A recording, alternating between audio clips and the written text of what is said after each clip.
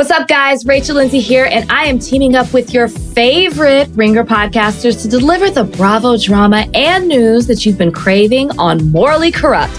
It's the show about all things Bravo, from the Housewives to Summer House and everything in between. We'll be mentioning it all every week. Check it out on Spotify and theringer.com. This episode is brought to you by Anytime Fitness. We may talk a whole lot about sports, but when it comes to keeping fit ourselves, there's definitely room for improvement. I hit this point early July. I was just like, I am not in good enough shape. I started trying to walk at least 15,000 steps a day, or hiking, or just anything to keep my legs moving. Now it's the end of 2023. I feel great. I had a physical 3 weeks ago, and the guy was like, "You're doing great. You're doing better than you were 3 years ago." I felt great. Whatever your goals are, progress is possible thanks to Anytime Fitness. Get a personalized plan and support from an expert coach anytime, anywhere. Visit anytimefitness.com to try Anytime Fitness for free. Start to train for your life. Terms, conditions, and restrictions apply. See website for details. This episode is brought to you by Atlassian. Atlassian software like Jira, Confluence, and Trello help power global collaboration for all teams so they can accomplish everything that's impossible alone. Because individually we're great, but together we're so much better. Learn how to unleash the potential of your team at Atlassian.com. Atlassian.com. Atlassian. Tap the banner or visit this episode's page to learn more. I need support staff to clear the room. Stand up and walk. Now. Hello and welcome to The Watch. My name is Chris Ryan. I am an editor at theringer.com, and joining me on the other line, yes sir, it's Andy Greenwald. Ew, what's up? Andy, it's a very special episode of The Watch. It's Monday. I hope everybody's enjoying their long weekend, but we wanted to make sure that we got after this We Own the City series finale. It's probably collectively me and Andy's favorite show of the year so far. And to celebrate it, we have George Pelecanos, one of the creators and showrunners, the showrunner of the series. And it's George's fourth time on The Watch. He's one of our favorite writers. Obviously, he's done tremendous work on The Wire and The Deuce, but is one of our favorite crime novelists over the last couple of decades. And Andy, The Sweet Forever remains maybe one of our formative texts. Yeah, absolutely. I don't know. Do you want to talk a little bit about the show? I mean, we talked to George for nearly an hour and we hit almost every major facet of the show, including the finale. But if you wanted to share a couple of thoughts, let's go for it. Well, yeah, I think the thing about the show that I found so striking at the end was both how it managed to do two things at once. It returned us to not just a city, but a style of storytelling that we have been missing since The Wire, right? We were back on the streets of Baltimore, where both sides of the crime ball are full in effect on the show, and sometimes in some surprising ways. But also more than just the setting and some very familiar faces, Simon and Pelecanos' ability to tell a story as diffuse as this, as digressive as this, as wide as this, but with such laser sharp focus that you feel you are learning as much as possible about something that is still fundamentally unknowable. I mean, like The Wire, We Own the City is a show about systemic corruption, systemic problems. And it tells a story that has no solution with their trademark mix of kind of like hopelessness and joy somehow. These people are alive despite the circumstances, despite monstrous acts and despite monstrous context. I found, though, this series to be so rewarding because of its, its brevity. Mm-hmm. I mean, it's hard to say that it's brief, considering every episode of the 6 is packed. It's like 59 minutes. I think we mentioned that it had the energy and the pace and the momentum of a tightly scripted British crime show that goes 4 or 6 episodes. Yes, absolutely. With now, and this is a new element, with some of the cinematic style of, as George talks about, his favorite 70s crime films, thanks to the director, Reynaldo Marcus Green. But it was so focused in its way, that the things that the show built to, not in the penultimate episodes as it happened on The Wire, or in the 4th season as happened with The Wire, but just after 6 episodes to see the arc of this, a story that forecast its ending for the most part, right? That was spoiled by Wikipedia, that used court transcripts and wiretap transcripts for huge swaths of dialogue, still found a way to end in a way that felt really resonant and moving and complete.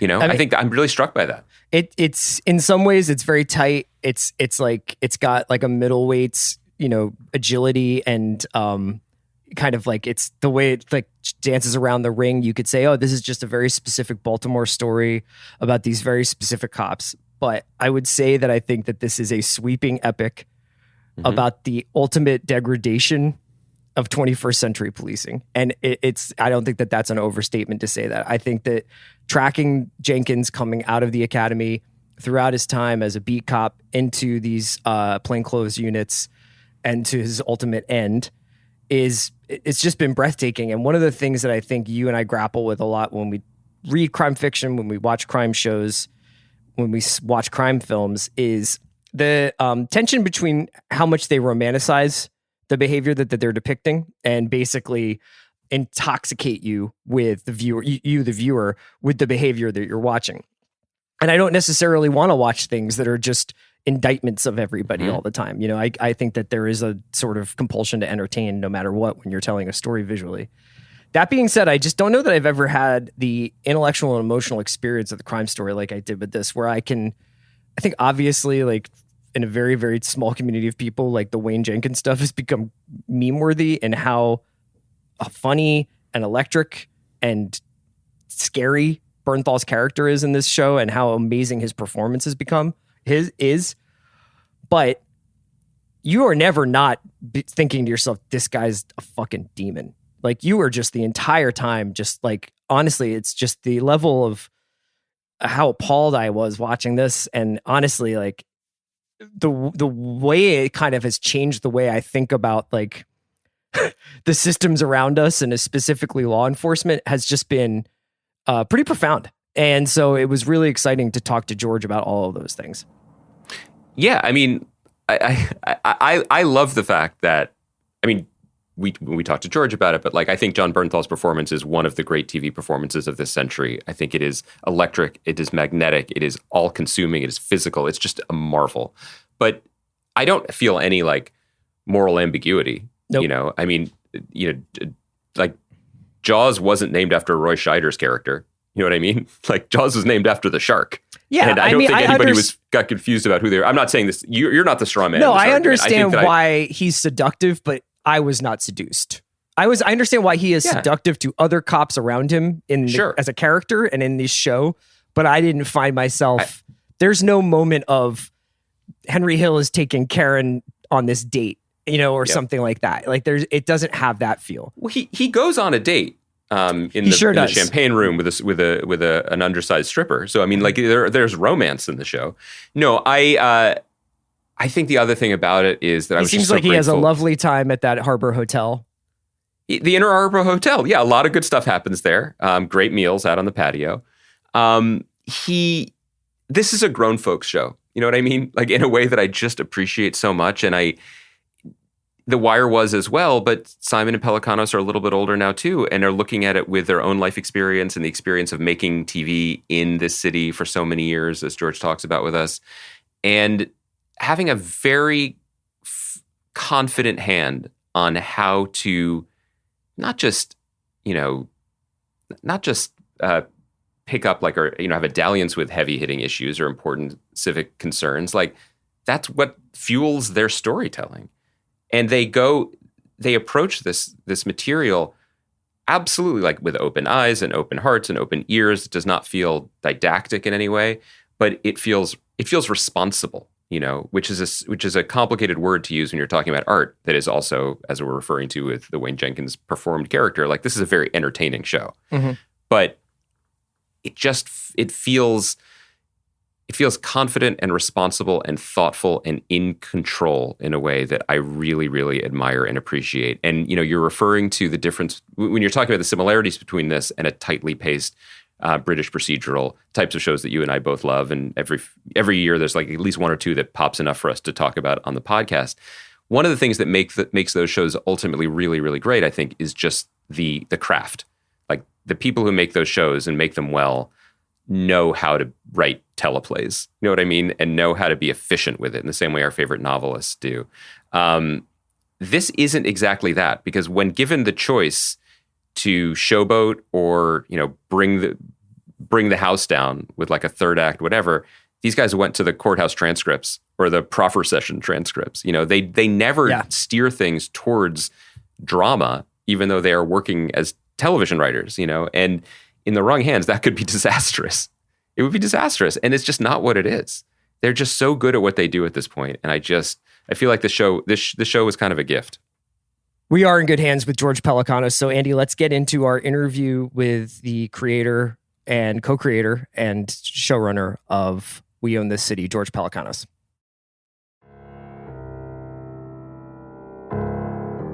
I'm just overjoyed and thrilled to be joined by one of our favorite writers, one of our favorite guests, making his, I believe, 4th appearance on the podcast. One more and he gets the 5-timer smoking jacket, who is joining us. Who is joining us today in his capacity as one of the co-creators and the showrunner of our favorite show of the year, HBO's We Own This City. George Pelecanos, welcome back to The Watch. Thank you. It's good to see you guys. George, Andy and I adore this show. This has really been kind of a thrill for us to talk about it over the last couple of weeks. When I start talking about it, I can feel hints of my Philadelphia accent coming out. So rich is that Northeast Corridor accent work in this show. But let's start at the beginning. You obviously worked on The Wire. The Wire ended in 2008. And the action in We Own the City kind of picks up essentially where the previous show ends, but there's been this decade plus time away from the streets of Baltimore. So I was curious, what brought you and David back to the streets of Baltimore? There was more to say.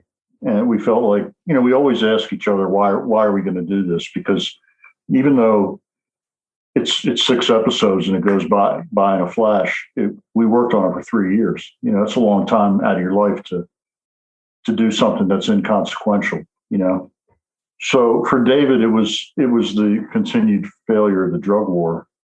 And as always, we come at it from kind of 2 different perspectives. He's more of a macro guy, and I'm a little bit more of a micro guy, and that I like to dig into the individual characters and that sort of thing. But in terms of thematically, I felt like the thing to discuss beyond the drug war was that, what is police corruption? And the obvious thing is taking money, that sort of thing.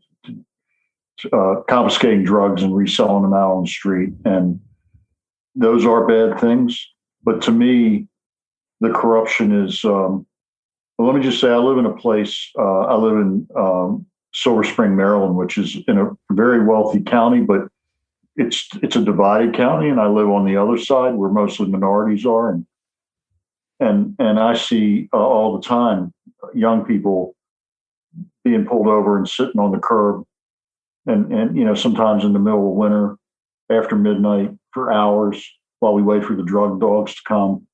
And it's just harassment, And to me, that's a bigger corruption, because I've been seeing it for years. And it's personal, because I raised 2 Black sons and a Latina daughter, and they've continually been harassed by the police around here. So I wanted to look at that too. And that's why so much of the stories in this, so many of the stories in this show are about, what happens when somebody gets pulled over and they get a few $100s taken out of their glove box, and whether it's drug money or just a paycheck money, what happens to their lives after that? They get locked up for a couple of days. It's an important story to tell. And you used, I know, one of your favorite actors to work with, Thaddeus Street, to tell some of that story so well in the series. Where it's not just, for the cops, for Herschel and for Jenkins, some money from a glove box is some crabs and some top shelf liquor for one night. But for a working person who had his entire paycheck taken, there's a cascading series of devastating consequences with no safety net, no backstop for that. That's right. That's why that whole thread is in there with Thaddeus and his car, which I know you're going to get to it, so I might as well tell you. That's an Impala SS 94, and that car's sitting in my garage right now. Of course it is. It's incredible that maybe this is the. I'm excited to have you on for the fourth time, but the danger is you know us as well as we know you now. So yes, I was going to go there. I was going to razz you for the car, but more specifically in the broader context of Justin Fenton's book was published about the true story behind the series. You and David, became interested, became attached. I was curious, though, about the decision for this to be your first solo gig as showrunner. You and David co-created it. He obviously was very involved, produced, wrote the finale, but this was your rodeo. Well, let me correct that first, because I was also a showrunner on The Deuce. That's right.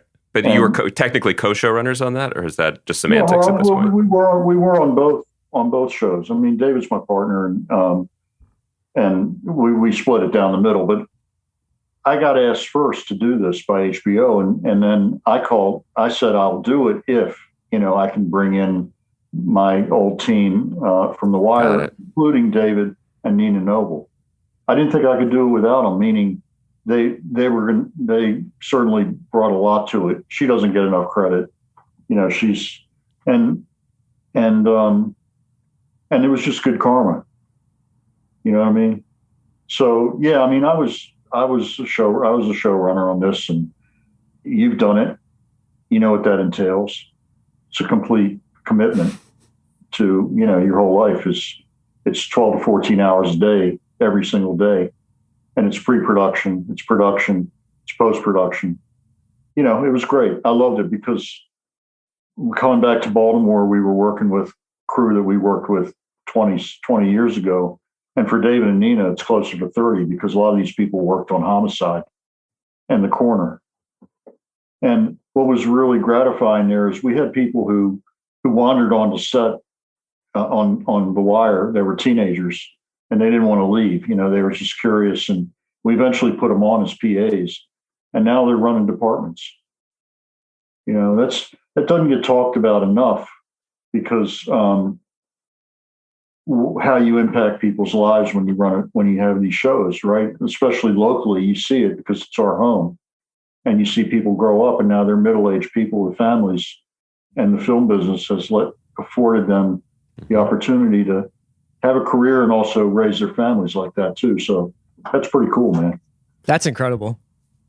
Yeah. And though, I guess the connection to the earlier question was just that I assumed that you were the sole showrunner of this because of the car.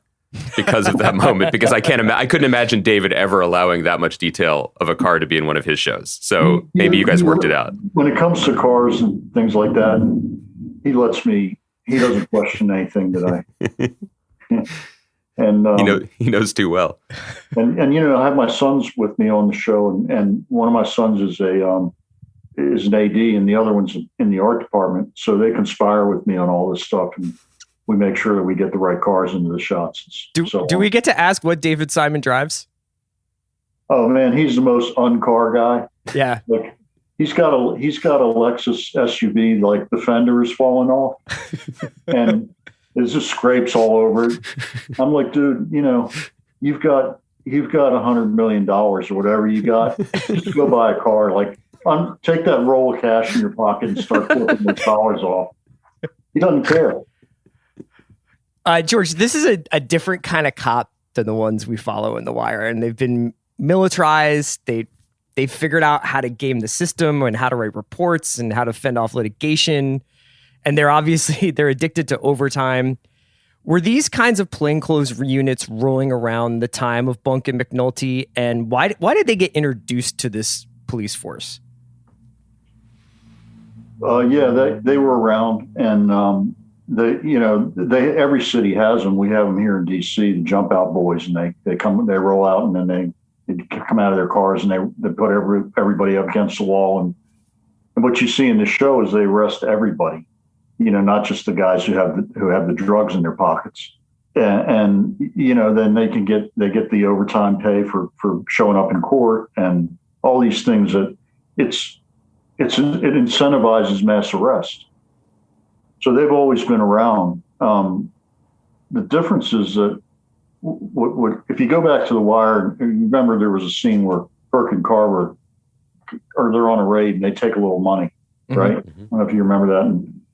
And now, but that was the worst thing they did. You know, they would rough up some people and things of that nature. We saw all that, but it's magnified 100 times now in 20 years. Again, these guys aren't just stealing money; they're selling drugs on the street, and they're bilking the city for hundreds of thousands of dollars in overtime every year for each guy. You know, it's just become rampant, and that made it. That further legitimized us going back and looking at it, because the guys who were trained back then and worked in plainclothes and so on are now running departments and squads, and they were trained a certain way. You see it with Jenkins when he comes out of the academy, and that's a real thing. They at the academy they try to do a good job of indoctrinating these guys about sensitivity training, racial dynamics, all that stuff. And then they put him with a sergeant who says, forget all that shit. Fuck all that. Yeah. I'm going to show you how to police. And the guy having Treat Williams in there as Grabler was, it was deliberate, because this is a guy who was in Prince of the City. Yeah. And one of our favorite films. And in that film, the IAD says to him, did you guys take drugs too? And he was like, no, it's an affront to him to think that any cop would take drugs. Yeah, we took a little money. And then to see how far it's come where they're reselling drugs back out on the street. And that was why we put Treat Williams in that role. He came in for essentially a cameo. We shot him out in one day, but it was really worth it. Oh my! He's like the cup of espresso after dinner. He comes in roaring off the bench just for those two scenes, and he's just on fire. It just electrifies the show. Good. George, one of the hallmarks of your books since the beginning, because we love them and have read them all, and also from David's work, has been always kind of articulating an idea that articulating nuance first and foremost, but that there are people in the police force who are generally decent people trying to do decent work, even if they are up against a corrupt system or they are party to a corrupt system. That was present in The Wire as well. Since The Wire went off the air, I think our collective perception of the police and the role in American lives has changed significantly, particularly for those of us who have not lived in the shadow of jump out boys and have lived a relatively privileged existence, unaware of the level of harassment. Knowing all of this, when you went back into a story about police, how did you navigate that even finer line now? Because one of the things that is so striking about the show is that there are cops like Sean Suiter who, is proud of the work he is doing as a homicide police, is doing the best that he can, despite some, obviously it becomes the louder, it's a long shadow, his past casts. But you are always attempting, I think, to articulate that nuance. And I'm wondering what it was like to do that in a show that was going to air in 2022. There are very few characters in the show that aren't real people, based on real people. Steele is the only one who's a composite, the DOJ investigator. Mm-hmm. But somebody like Kostopoulos, for example, who, by the way, I didn't make him Greek. He was Greek. He's a good guy. And he Greek. I got to cross that off my questions then. We were talking the other day about how that K-Stop scene with Herschel and Jenkins is a lot like when they're sending Karen down to get more for the fur coats and Goodfellas. It's like, keep going, keep going. And it's like, K-Stop, don't get out of the car. Don't leave your phone. Yeah.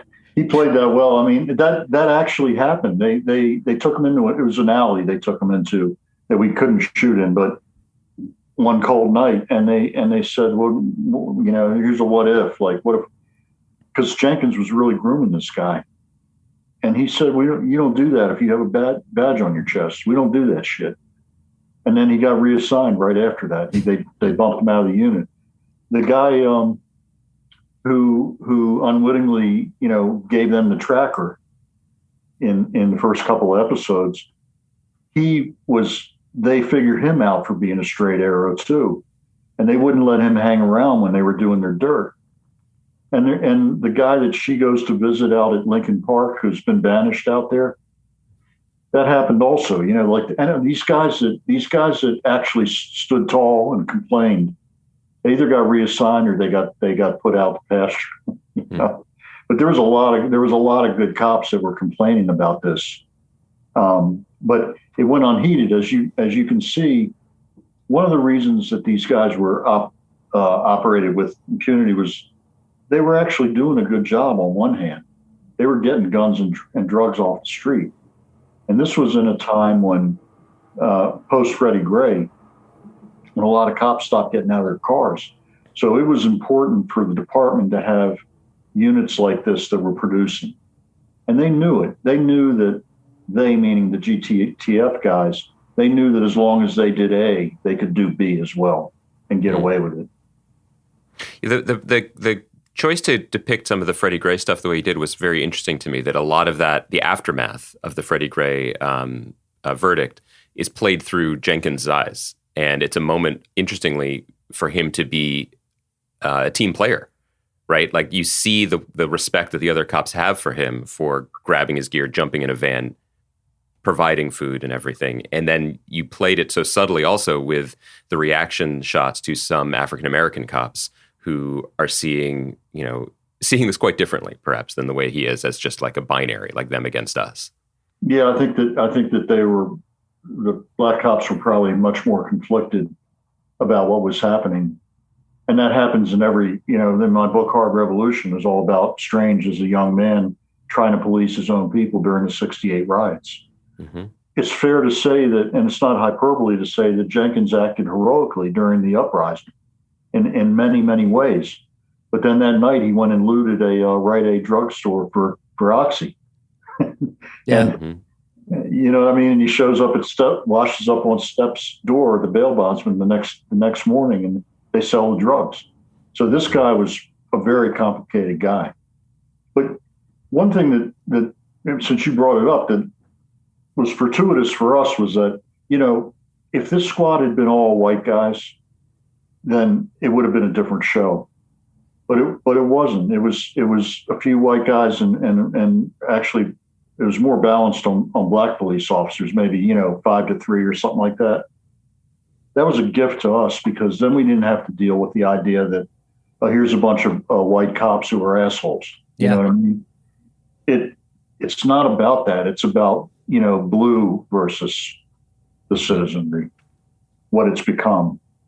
And again, we stuck to the reality of it, which was fortunate. Yeah. And it's, you talked about how, this show tracks Jenkins from like essentially his first days on walking the beat to his downfall as part of GTTF. And then in between, you see guys like Ram and Gondo coming in who are, like, for lack of a better term, kind of like gangsters. You know what I mean? Like, they're much more connected to the streets. I think they look at being in the gun trace task force as a means to an end. And there's even conversation they have in the car where he's like, when it ends, it ends. That's how Avon and Stringer used to talk to each other, and I thought it was kind of fascinating that you've got these two cops who aren't even putting up the pretense of protecting and serving. They're not even kind of like gesturing towards any kind of original mission of the job that they're doing. Yeah, and by the way, a lot of that dialogue was right straight off the wiretap, verbatim. Yeah, you know what I mean. So, which made it easy for me, and I wanted to include it. The nice thing about it, from a dramatic standpoint, is that all these cops had different personalities. You're right. Raymond Gondo were nihilists, basically. They knew what was going to happen, and they just kept driving towards that wall. They didn't care. Ward was a guy with a conscience.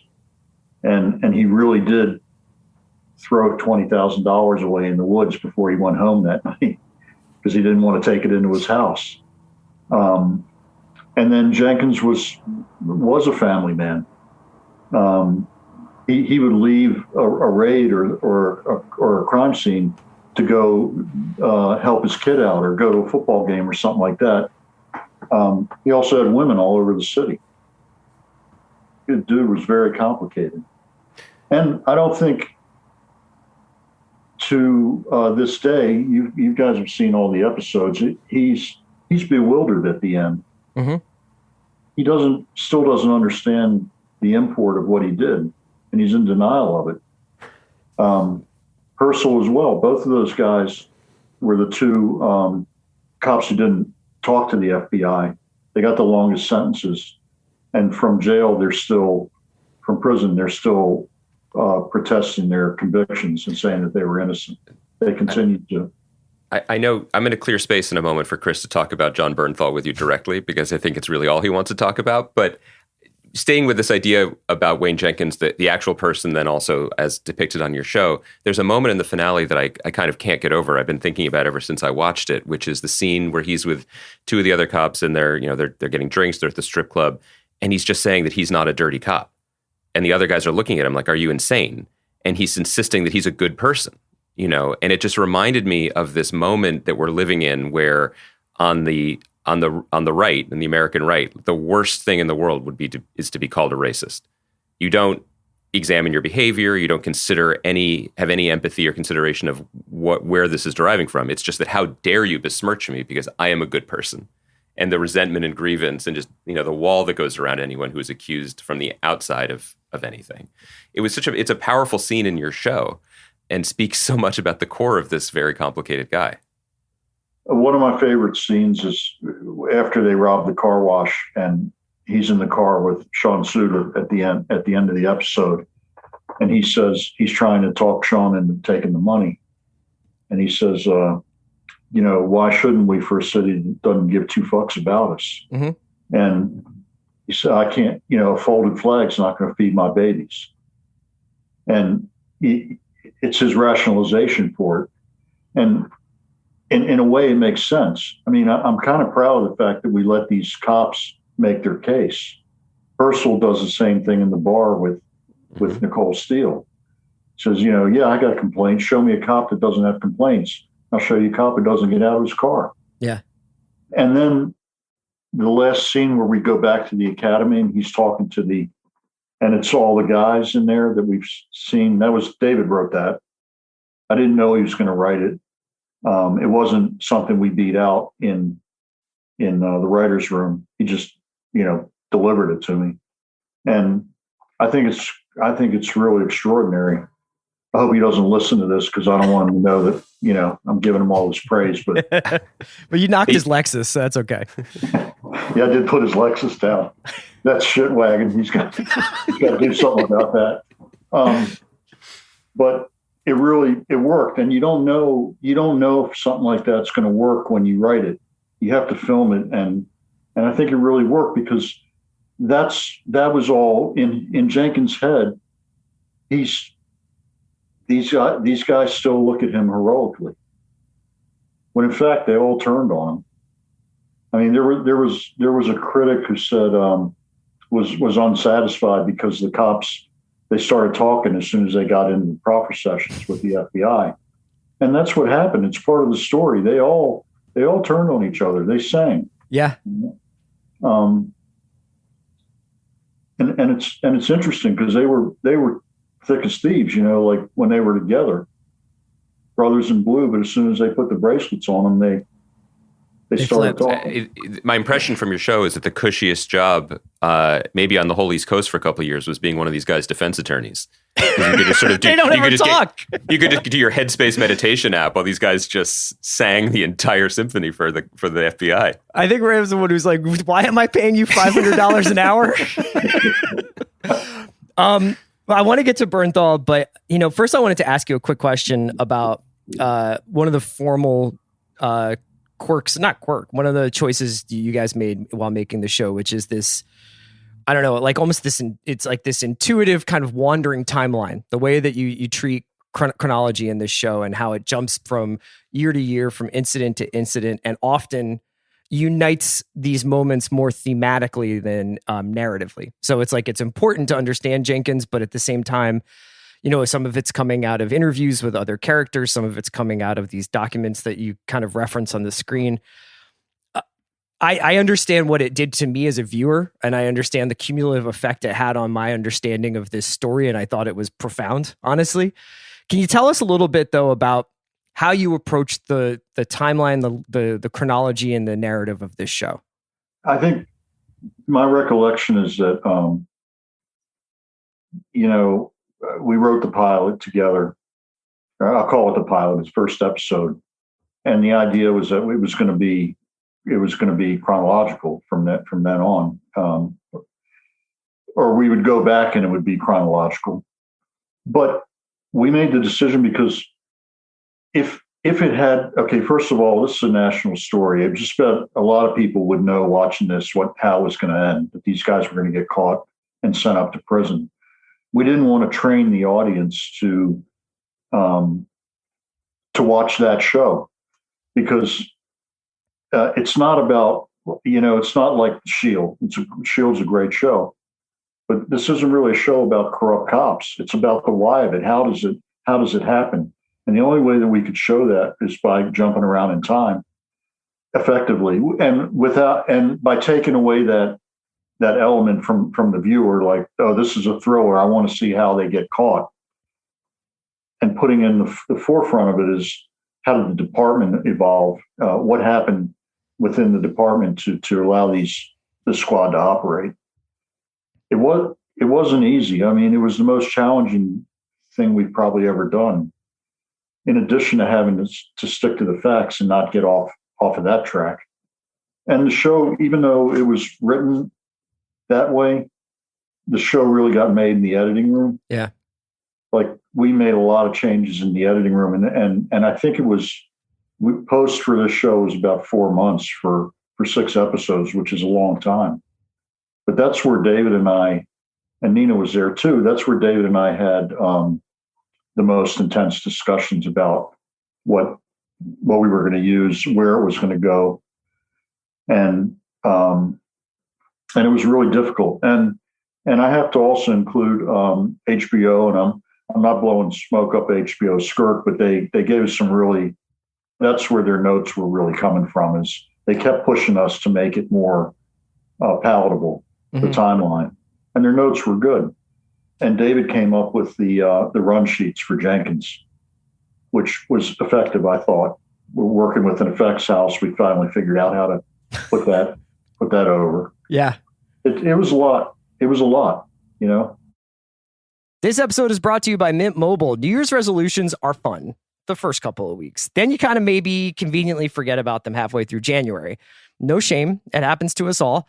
But this year I have a foolproof plan, at least when it comes to saving money. Just switch to Mint Mobile and you're done. Goal accomplished, because for a limited time, their wireless plans are $15 a month when you buy a 3-month plan. The great thing about Mint Mobile is there's no jaw-dropping monthly bills or unexpected overages, and all plans come with unlimited talk and text. Get this new customer offer today at mintmobile.com/watch. Additional taxes, fees, and restrictions apply. See Mint Mobile for details. This episode is brought to you by State Farm. You might say all kinds of stuff when things go wrong, but these are the words you really need to remember. Like a good neighbor, State Farm is there. They've got options to fit your unique insurance needs, meaning you can talk to your agent to choose the coverage you need. Have coverage options to protect the things you value most. File a claim right on the State Farm mobile app, and even reach a real person when you need to talk to someone. Like a good neighbor, State Farm is there. TaxAct knows you don't look forward to taxes. TaxAct doesn't even look forward to taxes, and TaxAct is a tax software company. It's basically TaxAct's whole thing. If TaxAct did things over, maybe TaxAct would end up teaching kindergarten or leading fly fishing tours. But that's a different story for a different ad. So why don't we just agree that taxes aren't fun, but you still have to do them? TaxAct's filing software can help you do that. TaxAct. Let's get them over with.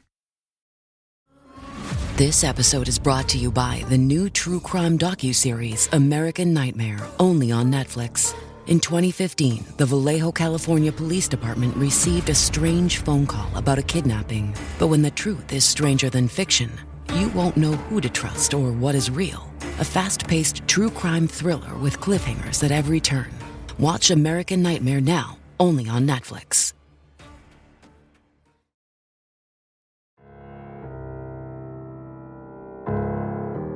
Should we pivot to this lead performance that you coaxed out? Because yeah.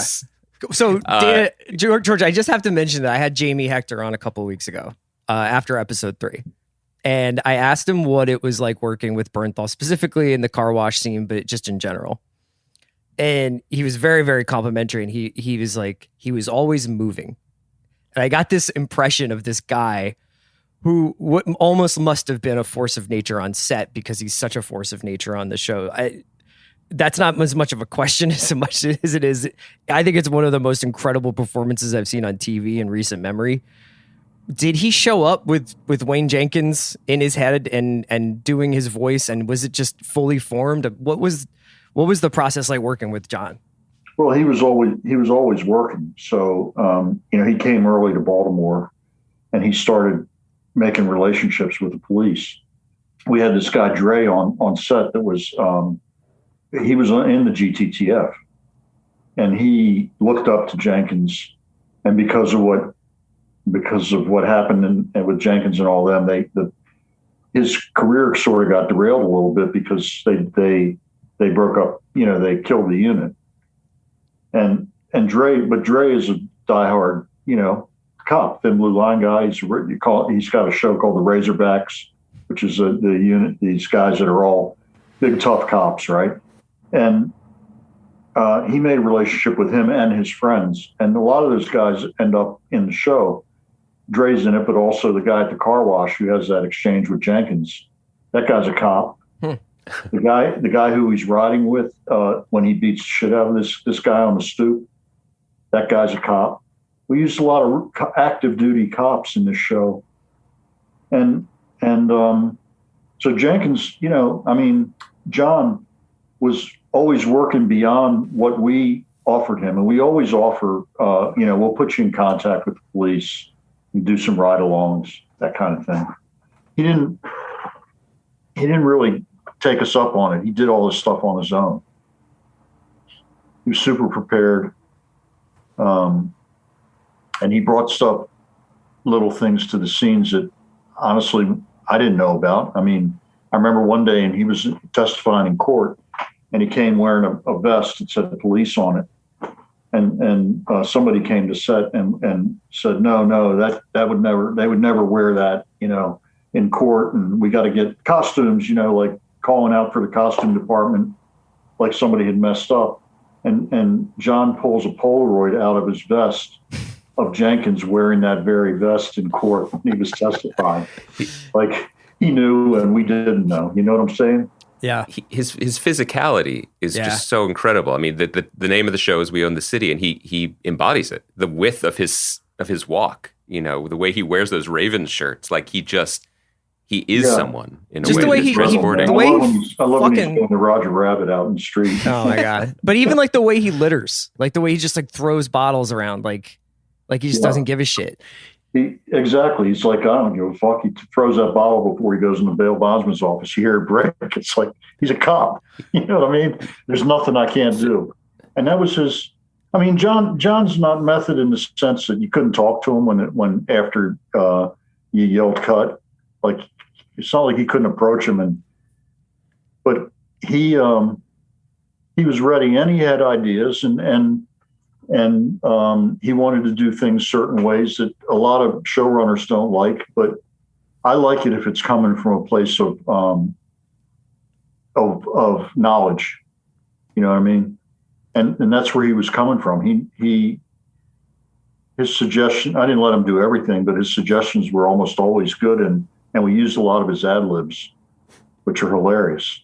Was Yezer a Bernthal original? Yeah. Yeah, and when he calls the guy dum dum, that like one of the guys they arrest, sit down there, dum dum. Like, turns out Jenkins used to call guys dum dum. I didn't know that. Jesus. He was asking a lot. He was asking these cops a lot of questions about Jenkins and things like, did he like to drive? And Jenkins always wanted to drive the car, so things of that nature. He brought a lot. He brought a lot to it, and Jon's from DC, so we struck up a friendship pretty quickly. I know some of the people he knows, and Jon was a guy who hung out on the other side of town growing up and got into a bunch of trouble by his own admission. And he's got a lot of life experience, put it that way. He's a genuine tough guy too. Like, the nose that looks broken, it's been broken. Yeah. See, we always figured that's a barrier for entry with us and him, but we are also, the three of us are all Quaker school boys too. So I feel like we could probably bond over that, even if he ran from it in the other direction. George, it wasn't just the car that made me feel your touch on the show, and this might just be total projection, so feel free to talk me out of it. But it's not as if you and David haven't worked with incredible actors before. I mean, even just on The Wire, I mean, you had Wood Harris and Idris Elba, and Michael B. Jordan was there, and I mean, Wendell Pierce through The Deuce with Franco and Gyllenhaal. I mean, you've worked with great actors before. You've also worked with great directors before who suited the material brilliantly. But there was something about this piece, and maybe it's because it was, a limited, with the performance of Jon at the center of it, and then the direction of Reynaldo Marcus Green throughout, that I thought just elevated the cinematic language of this to a degree that was really striking, really wonderful as a viewer. But I always think of that, but I attributed that subconsciously, I think, to you, because I know from your writing and from conversations, just your love of great cinema and filmmaking in a way, not to discredit David in any way, who has made some of the best TV of our lifetime, but has always seemed to, at least from the outside, approach it from a more journalistic perspective than a cinematic perspective. Yeah, I think I put it this way. I was very happy to see that that's what Ray was doing. Mm-hmm. And we did talk about it. I encouraged it, but I didn't say, I want you to do it this way. We did want it to look different than The Wire, mm-hmm. which was a much more documentary style, I think, than cinematic. But Ray Greens from the beginning said, I want this to look like a movie. And there was the advantage of, we had him for all the episodes, so it was one vision. We weren't parachuting directors in and out. And Jeroen Orbach, who shot The Deuce for us, thinks the same way. They collaborated. And I really didn't have to step in much. I was just more of a cheerleader, like, yeah, I love that. I love the way this is looking. And we chose Ray. I had seen Monsters and Men, and I thought it was sort of a nuanced take on this kind of material. I didn't see King Richard. It wasn't available for me to see at the time that we hired Ray. But it was a plus that he had worked with Jon, and they had a pretty strong relationship that helped us as well. And Ray's kind of a quiet guy. He's quiet on set, but you have to, I mean, I'm a firm believer in the writer producers being there every day on set. And we were watching, but we kept our distance for the most part, because he was getting what we wanted. And he actually, a lot of writers aren't really great in the editing room, but he gave us, the director gets first edit on all the episodes, and he delivered us some pretty clean episodes from the editing room as well. So I was super happy. He's also a nice person, which is really helpful for me, is how you treat the crew. It's really important. That camera he has, it's like another jump out boy. Like, it's always running behind them. It's running through these doors. It's patrolling. It's looking under cars. I just thought it gave the series such a visceral feel, and it kind of did bring almost an updated new take on Prince of the City, on Serpico, on this like very urban cop drama. I thought that was incredible. I was wondering whether or not that you had like a common cinematic language of movies that you liked, shots that you liked, like feels that you liked, camera moves that you liked together. He's from New York, and my favorite movies are the New York 70s films, Sidney Lumet, of course, but also French Connection, Seven Ups, Cross 110th Street. He knew all those films. We talked about it, and it wasn't not at length. We didn't screen films or anything like that together, but he knew the references, and there wasn't a lot of trickery. Like, I have a pet peeve about shots that are either shooting up into the air, or you got to put the camera on top of a building and you're looking down at everybody. And I'm always thinking, like, well, whose point of view is that? Right. That suggests to me that somebody's up on top of that building, like a sniper or something like that. Like, don't do it. You know what I mean? And he found a way to for the camera to tell the story in an organic way. we have to, when we're naming individual names who contributed to this, I think we have to talk about Wunmi Mosaku too, because you mentioned how Nicole, her character, was the only composite of all the people on the screen. After finishing the series, I was even more impressed by her performance and just thinking about how challenging it was in a lot of ways, because she had to do a lot of expositional lifting with the scenes that she was in, but she also, with her eyes and her reaction shots, had to take in so much of the shit, basically, and have it change her, having gone through it in a way that was similar to what the audience went through, learning about things and experiencing them throughout. And I thought her performance was so noteworthy, not just because of her charisma and her ability and her strength, but her decision-making. Like, I kept talking about, I think you heard us say this, the way that she smiles in the first episode. You know, there's a genuine warmth to her and a full person behind all of it that is just evident, was really striking. And I think, having now seen the whole series, it was essential to the viewing experience. I have to admit, it's going to make me sound stupid, but you know, I didn't really appreciate her until we got in the editing room and saw these scenes over and over again. And like you say, the subtle reactions and the way her eyes would, when she's talking to Dominic, the head of the union, the police union, how her eyes sort of kind of like begin to cloud over, and the anger builds, but it never boils over. She had, I would say, the hardest role, because it is just a lot of listening, and she did a great job. Plus, she has a very, very British accent, and it never once slipped. We didn't have to loop her dialogue or anything. Yeah, that was unreal. I mean, even the best slip sometimes, and you could tell she didn't. I felt like she got to have the sister line to "Get on with it, motherfucker." It was, it's your turn, motherfucker. Let's talk about the Sean Suiter part of it, because it hangs over the series. It's interesting. Like, I watched this series initially not knowing as much about Suiter as I obviously should have, and in talking to Jamie, you know, did a lot of research into it. This is a very knowing show. It knows every nook and cranny. You leave some ambiguity about what happened to Suiter. Obviously, there is some ambiguity about what happened to Suiter. There's been a documentary Sonia Sohn made about this case. Yep.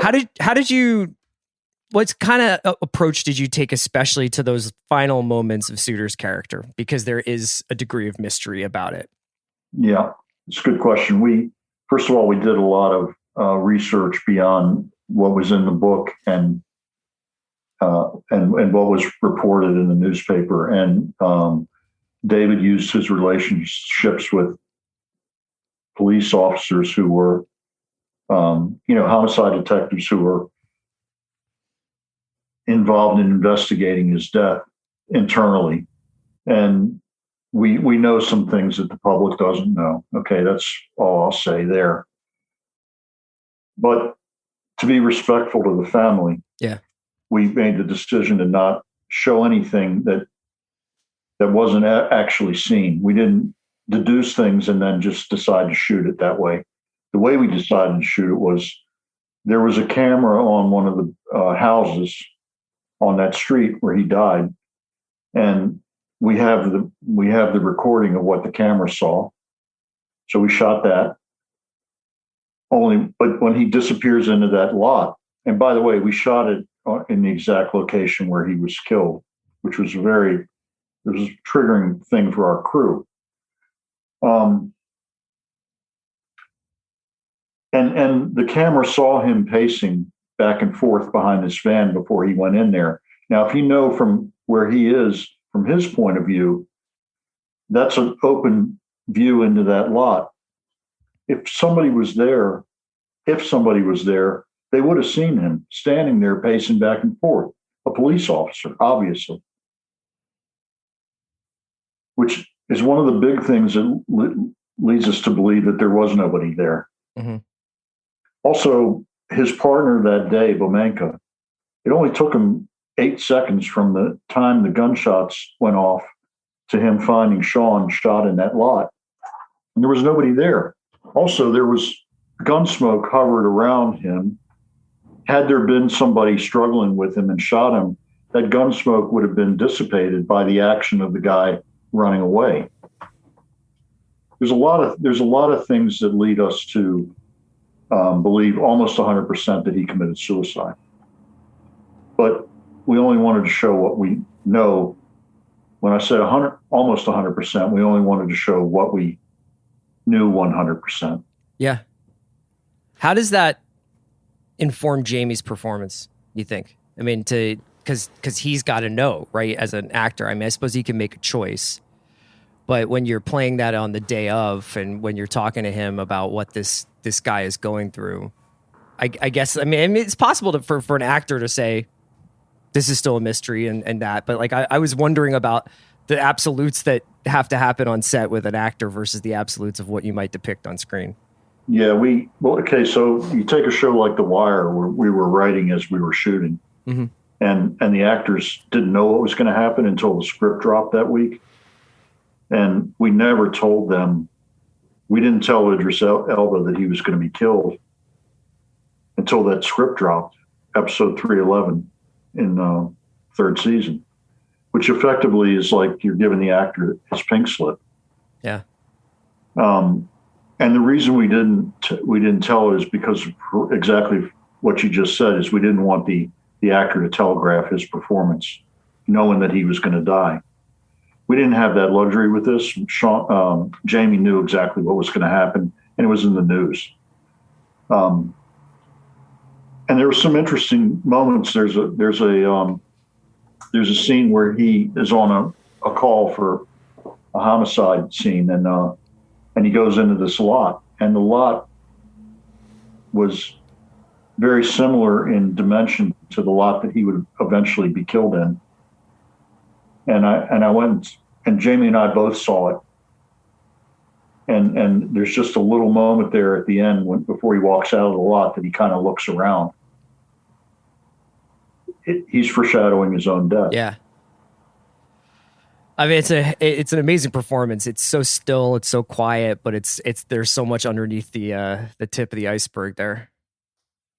Yeah, he's really good, man. And you needed a guy who did a lot of acting with his eyes, and Jamie's that guy.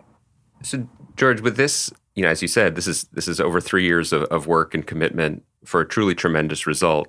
But you're talking to us, so we're going to have to do it, inevitably pivot and ask what else is coming from you in the future. And basically, I'll just ask selfishly, we've had some incredible work from you on the small screen, but we still want a Pelecanos detective show. We will keep saying this every week. We're going to keep asking for it and wondering where you are with that. From your mouth to God's ears, right? or Casey Bloys' ears, depending. Yeah, if Casey's listening. I mean, I have an overall deal at HBO. I would happily place any of my books there for, and I still want to do Derek Strange. You know what I mean? That's the one, right? Yeah. But right now I'm writing an adaptation of a John D. McDonald book called The Last One Left, with Megan Abbott. Oh yes, that just got announced. I was going to ask you about that. Yeah. We love Megan too. Yeah, she's great, and we're writing that together, and hopefully that'll go. We've written about half of it now. We know where we're going. For the big screen, I did adapt the first Travis McGee novel, The Deep Blue Goodbye, for Fox, and that apparently is going also. I mean, I've been waiting for Travis for a long time, and I'm so happy that it came to you. Honestly, like, this isn't just like publicist bullshit. Like, I read that book 40 years ago in the class that inspired me to become a crime fiction novelist.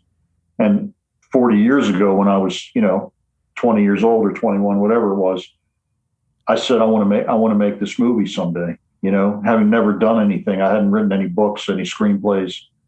And I finally got the opportunity. Amy Robinson came to me a couple of years ago. She had read that I had noted that book as an important book in my development, and she had the rights. And they've been trying to make it for 20 years. Yeah. And Mangold was DiCaprio, Christian Bale. These are all people who were floating around it over time. Right. I mean, they were ready to roll. Christian Bale towards ACL, and it collapsed the project. But those were all contemporary. All those scripts were contemporary. And I said to Amy, I'll do it, but on one condition: it has to be period. Right? Because the character doesn't make sense in contemporary times. And I think I nailed it, man. I mean, I think it's a really good script. Yes, I love it. I mean, I love also that it's period, because the thing when I tell people, and I had a similar thing 20 years ago where I got off eBay, I got the box of all of them. And there's like 20, however many Travis McGee books. And I read them all chronologically. And to read those books is a moving picture snapshot of America over 20 tumultuous years. And he's of the time in the 60s. And then that last book, Lonely Silver Rain, the world is harsher, but there are more drugs. It's more violent. The environment's been destroyed. Florida's different. And he's confused in it, right? And that transition is so powerful as a reader that I love. I mean, I love knowing that it's in the hands of someone who also gets that.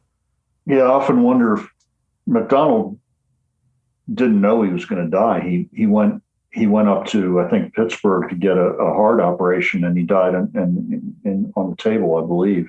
And he wasn't that old, but it's the perfect ending to that series. So yeah, there's that. I'm working. And we know you're always working. We never have doubt about that. And are there books on the horizon as well? Or you've been busy? I've been busy. I'm gonna keep doing this until I age out of it, which probably won't be long from now. And then the plan is to continue writing books until my death. Well, it's good to have it all mapped out. George, thank you so much for joining us for the 4th time. We can't wait for the 5th. And thank you so much for this show. It's just absolutely incredible. Yeah, congratulations on it. Thanks a lot. I love what you guys are doing, man. I wanted to be on the show, so thank you.